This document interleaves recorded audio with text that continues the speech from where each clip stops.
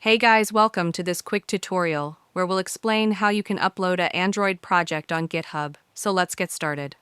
First, log into your GitHub account and then make a repository on GitHub. Click on the green New button and then name the repository which you want, then click Create Repository and then make an Android project. Make a beautiful basic app project on Android Studio. You'll have the following interface. Then, find VCS. In your menu bar, locate VCS Version Control System. As shown, and select VCS, enable version control integration, and select Git from the drop-down, then click OK then. Open Project Directory by choosing App and go the Project section. Then right-click your application.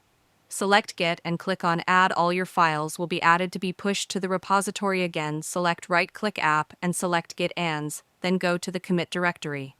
Let's commit together. Click Commit. A pop-up shows up for code analysis. Again, click Commit. Final step, right-click the app, go to the Git section, then select Repository and click on Push.